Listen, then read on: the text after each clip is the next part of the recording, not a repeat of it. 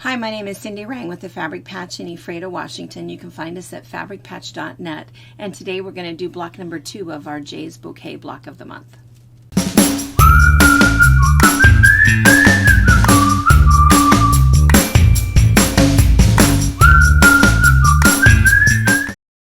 All right, if you follow us on our channel, you'll know that we do all kinds of different tutorials and classes and box openings, and I don't want you to be distracted by this. If you've been watching us, you know that I have had a little allergic reaction to penicillin, so life is good.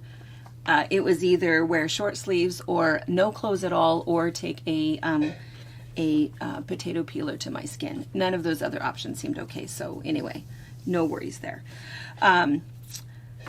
What we've been working on is this Jaye's Bouquet quilt. So we started with block number 1. We worked on this, gosh, it's been about a month ago. It's been a hot minute since we started it. And what we're actually doing is we're doing one class with the embroidery block, and then we're doing a second class with the pieced block. And then the next month, we're doing, and this is what we're doing this month, is we're doing the embroidery block, and then 2 months from today, you will see posted the pieced block, and then third month, 2 blocks per month as we go through there. This one, I just have to tell you, the one behind me is not one that I finished. I would love to say that I did this. Mine is still in all kinds of disarray because we start them to be able to show you, and then I have to come back to it. And I find that in the summertime it's difficult for me to find time to stitch because I'm outside so much. This one was put together for us by our very good friend Jennifer Oates. She worked feverishly to get hers done. She came up for a retreat and we all just went crazy over it. Our own Barbara Hartman quilted it for her, and we made a little deal that I could borrow it so that you guys could have something lovely to look at while we talk about the quilt, as long as I did her binding. So crazy good deal, Jennifer. Thank you so much. We're going to be looking at this a lot as we whip through this block of the month. The other thing that I want to mention is that if you're like me and you find it if you find it difficult to find time to do any hand stitching in the summertime, I find that I sit more and I'm inside more in the wintertime. You can power through this and just sort of binge watch the episodes. Don't make any unnecessary rules with yourself. Don't get frustrated if you find you get behind. It doesn't make any difference. Quilting and hand embroidery, and the combination of both, is supposed to be an enjoyable hobby that we like to do. So if anything causes it to be uncomfortable, just get that right out of your mind and work on this as you find time to do it.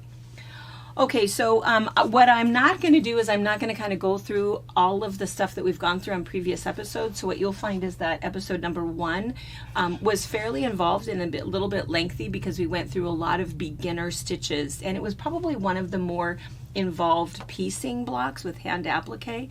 And so as we go through, if we find that we've already covered all of the stitches on that block, we might whip through it pretty quickly, just talk about a couple of key things that you need to know, and sort of move on. So where some episodes might be 30 minutes, others might be 5 minutes. So I'll kind of stick to the high points so that we don't waste your time watching me and we spend more time actually doing the stitching, which is a lot more fun. The other thing that I'll mention is that Jennifer put this together using the exact stitches that Corey says to use in her pattern. I have not necessarily done that. You'll see as we go along that I'm going to add some little fun different stitches in case you want to be a little bit adventuresome, because nothing says that you have to do it exactly in these colorways. You can go ahead and change up the colors of your flowers. You can use stash fabric or other bits and other colors if you'd like to do that. This is just, think of this as somebody else's recipe and whatever they've put together, and you can do anything you'd like to make it your own. All right, okay, let's go ahead then, and again, this is the one that we're going to talk about today. It'll take us just a couple minutes, and then in about 2 weeks you will see the block to do this one. Okay, as we've mentioned before and we'll mention in future classes, you can certainly use your collection of threads if you have a whole bunch of hand embroidery threads that you want to use. She does talk about the specific colors. We did put a thread kit together, but this is a good opportunity to use up some stuff that you've had for a while. Same thing with the fabrics. You can use up anything you'd like, or we did have kits available. We do still have some of her fabric on our website. We have other things that can go with it. You just need a bunch of fat quarters. You can find those things if you'd like. You can call us and we'll help you put something together. But it is a good opportunity to use some things up, because for a lot of these fabrics, you're just using bits and pieces as you go along. One thing you do need is you need the pattern. If you don't have the pattern, it is available on our website, and again, that's at fabricpatch.net. So one thing I want to mention about the pattern is that it is all full-sized, and so this is the one that you're going to trace your pattern. You'll see mine up close here in just a minute. And she talks about the stitches she's using and the threads that she used in her sample that you'll be able to see. And then this is how you're putting together the second part of block number 2, and we'll do this in a separate class. She also talks about some little embroidery directions up on the top, and then she has a couple pages in the pattern that are just sort of general instructions that she uses. When you look at this, just in case you don't have Jennifer's lovely quilt to look at, she does a close-up picture. I just want you to notice the size. Do not make the mistake of tracing this one. This is the one that you trace and stitch. This is a larger than life close-up picture of those stitches so that you're able to see them clearly and see where those go. Same thing with the finished block. That's what this second page is for. Okay, so let's look at our block. Okay, this is your block. The first thing you're going to do, obviously, is you're going to trace it on whatever background piece you're using. If you look back at the first block, you'll see that I'm using sort of a mixture of different sorts of lights and textures on the background. You can trace it with a couple of different things. My suggestion, really, what I like to use is the micron 0.005, which is teeny, teeny, tiny. That point and that line is thinner than 2 strands of DMC floss, and so that's why I like it. I also like it because it's permanent. Now, keep in mind that that means I cannot veer off of that too much. So that means that if I decide later that I didn't like a little crook in my stem, it's too darn bad, I'm going to have to figure out some way to cover that up. If you don't like that and you feel like you want to be a little bit more of a free spirit, you might consider using a friction marker. The friction markers by Pilot are kind of nice. They come in a lot of different colors. They come in red, blue, or black, and you can go ahead and trace that. Then what happens is when you're done, when you hit it with an iron, the mark is going to totally go away, which is kind of fun. If the mark goes away because you're in a hot car, all you have to do is put your whole piece in the freezer for about 24 hours and the marks will come back. Once you've removed those marks and you wash it, it doesn't matter if it reaches 17 degrees, the mark won't come back. So the other thing, in addition to your pens, just want to mention the things that are critical. We talked a little bit about all of your threads. As you're grabbing threads, I would just keep those sort of separate, not in your general course of threads, so that you're using kind of those same greens and the same thing that you're using. The other thing that you're going to want is to keep a little notebook that has all of your stitch diary in it, so that you know on which block what stitches you used and what color you ended up using. It's just nice to know later, because trust me, you're going to want to know. Your other thing is you can go ahead and just change your pattern, write it right on your pattern. I tend to be somebody who writes in a cookbook for the same reason. You can write on the pattern if you feel like this is too cumbersome for you. But either way, I would just, if I were you, make sure that you really keep track of what it is that you're using. The other thing is it is kind of nice to have some sort of a reference manual. There's all kinds of books, some big, some small, all kinds of things that you can have that you can refer back to. The other two things that I think are fairly critical, we talked a lot about the needles, and the first time we talked about a hoop. It is necessary to have your hand embroidery hooped, because you need to make sure that you have constant tension on your work. So find some sort of a hoop that's comfortable for you, whether you like a small one or a big one, it doesn't necessarily matter, but you do want to keep tension on your work when you're using it. We talked a lot about needles, and what you're going to see me pick up every single time is this dome needle threader.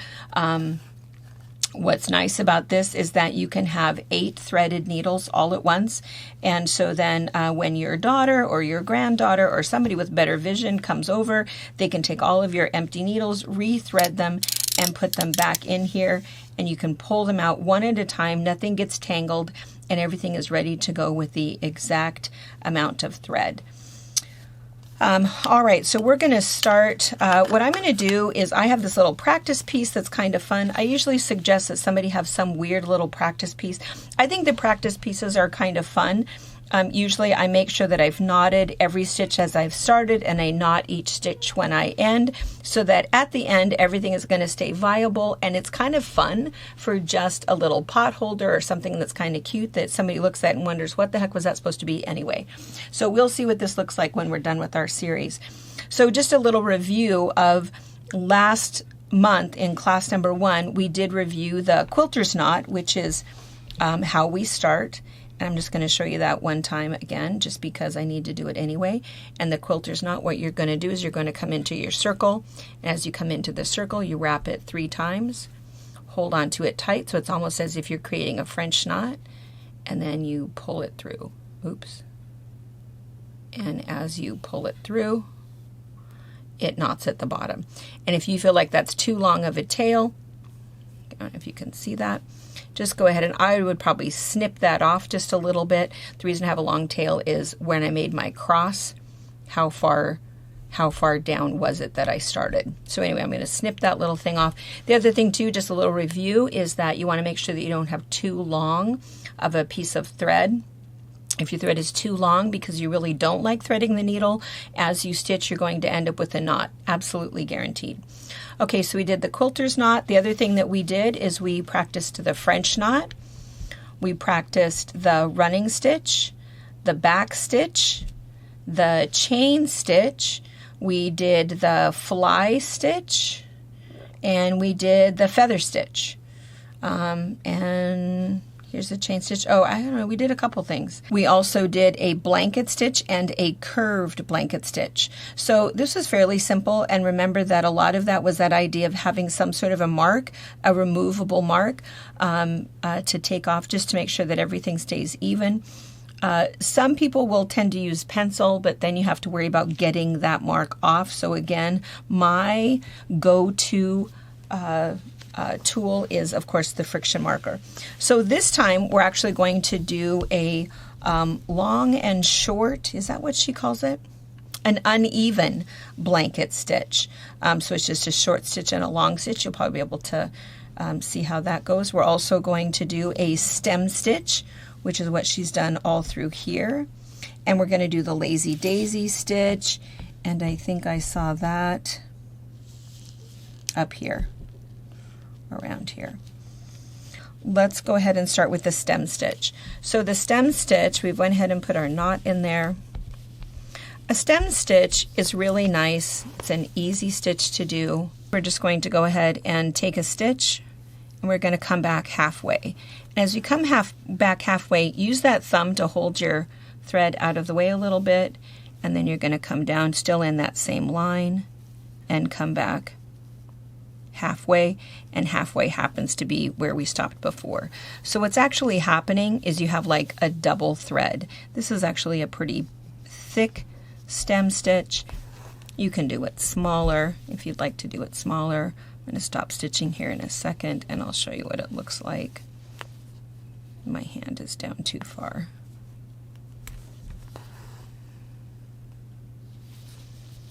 So see, what that looks like is you've just got this, it's like a wrapped stitch. And this stitch is really pretty big, just so that you can see it. I'm going to tell you that on my stem, I would probably do it half this size. So see how big that stitch is? That's probably a little bigger than you want. In fact, let's go ahead and make it smaller.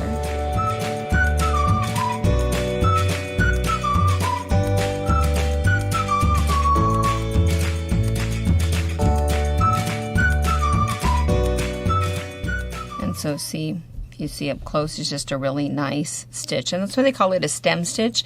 It's a really nice thick stitch for, I'll move this out of the way, for the stems, for the outline of the leaves, so you can see it right here. And that's where she's used all of this. All right, so I'm going to go ahead and knot this. And just a little review of the way that you knot it to do an end is you're just going to take a little bite. You just want to make sure that you're not on the top and just knot it. And then I usually do it a second time.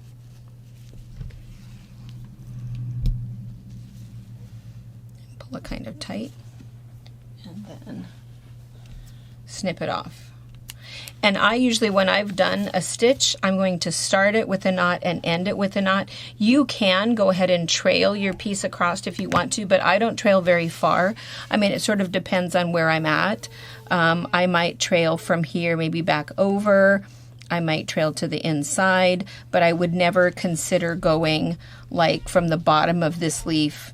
Well, I might go from the bottom of this leaf up, because if that green shows through, you probably wouldn't be able to see it because the green is there.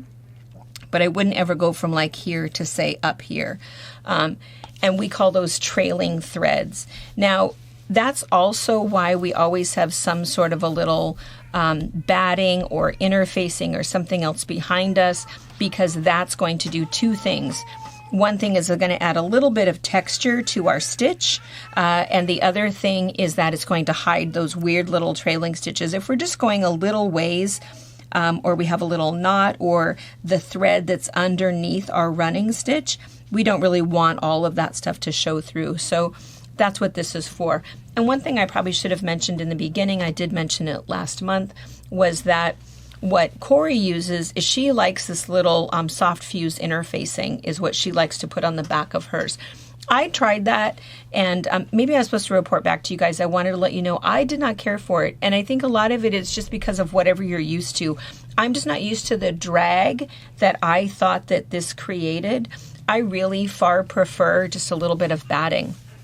The batting doesn't have any fusible on it.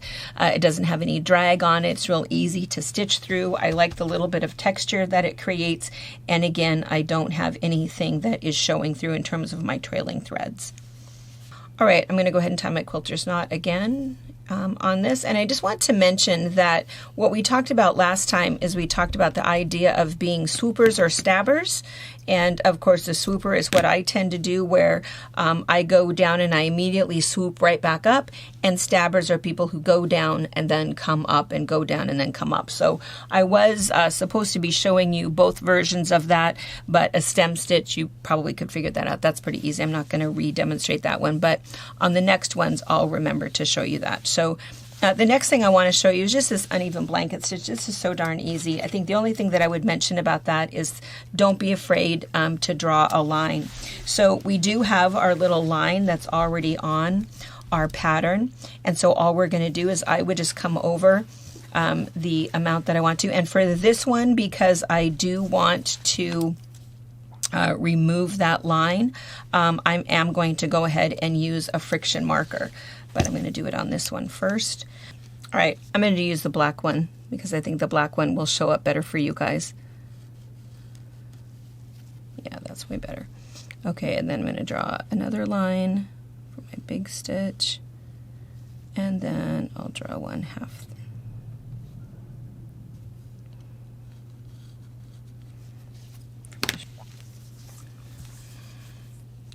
Okay, so it's just going to be a... Oh, this is huge lines, way bigger than probably what you're going to do. Okay, if I were to stab, it's going to be hard for me to think about this. I would stab down here, and then I would stab up right at the bottom, making my little angle, and then I would come up to the tall. If I were to stab,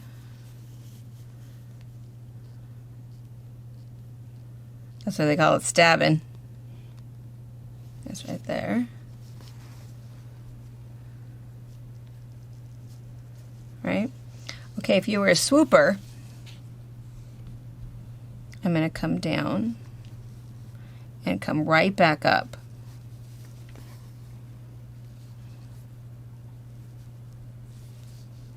I'm going to come down and right back up.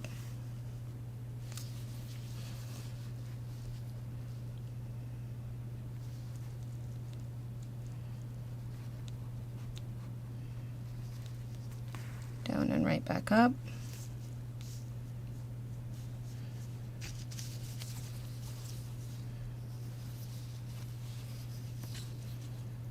I have a little twist on my thread. I'll show you what to do in just a second. And then we go down and right back up. So did you see that my thread keeps wanting to turn?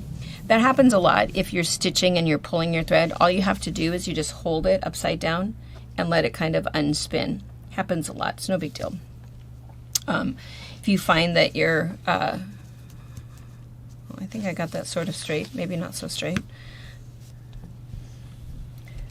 It's funny because I think when I'm swooping, I can get it a whole lot straighter than when I'm stabbing. Oh, look at that one, how far off that one is. So do whatever you feel most comfortable with, but for me, it makes more sense for me to be able to come down and then go immediately right back up, because that way I can see that I really am right in line to be able to do that. All right, so that is our uneven blanket stitch is what she calls it. And then to end, when you decide that you're ending, you're just going to come down. And then again, we'll just knot it by taking a little bite, knotting it, taking a little bite, knotting it, and cutting that off. All right, the third stitch we're going to cover today is the Lazy Daisy. Okay, so for the Lazy Daisy, I just want to show you, I'm going to show you just sort of a basic Lazy Daisy, and I'm actually going to put it into a flower.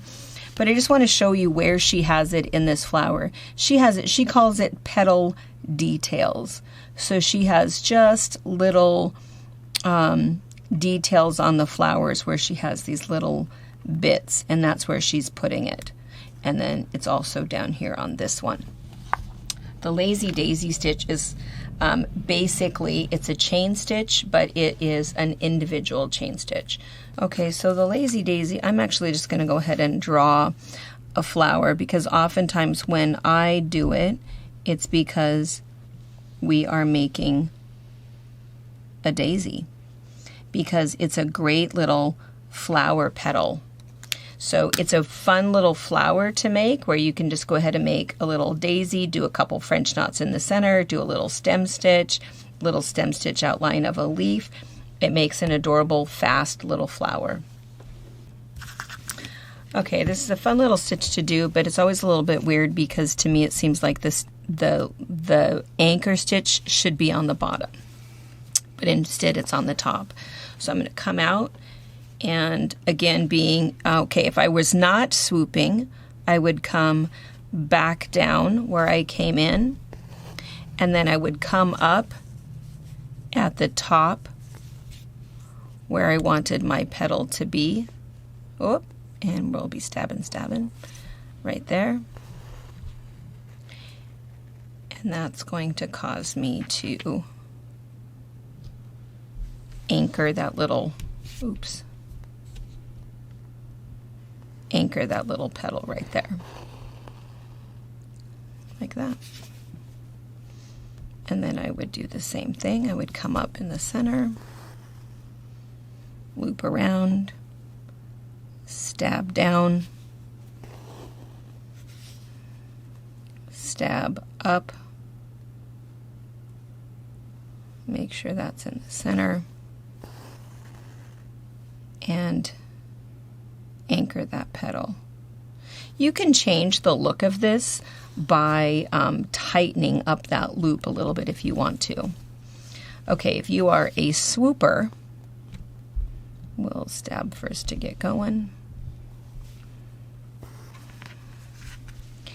And then instead of stabbing down and back up, I'm just going to come in here and I'm going to come up right where I want to. And as I come down right here, I'm going to come back right in the center. Oops.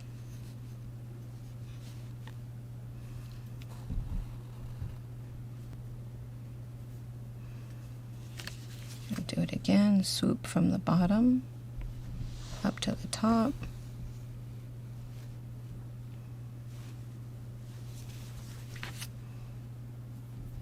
and anchor it. Come back out in the center. And you can fuss with these a little bit if you really feel like all of those petals need to be the same width and the same length. I certainly would not. I'm going to keep turning it so that you can see it easier. And then you'll keep going. So this is your Lazy Daisy. And again, the way that she used it, I'm just going to show you again, is she did them as basically as individual little stitches. In fact, I'll show you. So what she would have done is she would have come up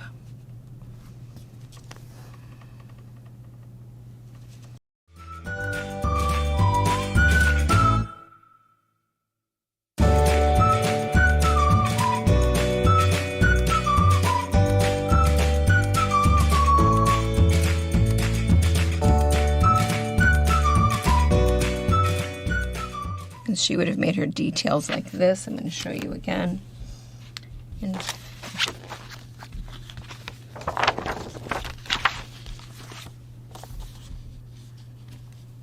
see right in here, tiny little details in the petals.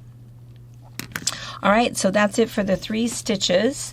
Everything else we covered, the French knots we covered, the chain stitch, and then I'm going to demonstrate in 2 weeks. We'll be making the pieced block, and then what she actually does is she does a fly stitch and a feather stitch, and she went ahead and stitched in those. And we'll look up here again. You can see them up here. So we've got the feather stitch right here, and then we've got the fly stitch right here. Kind of fun.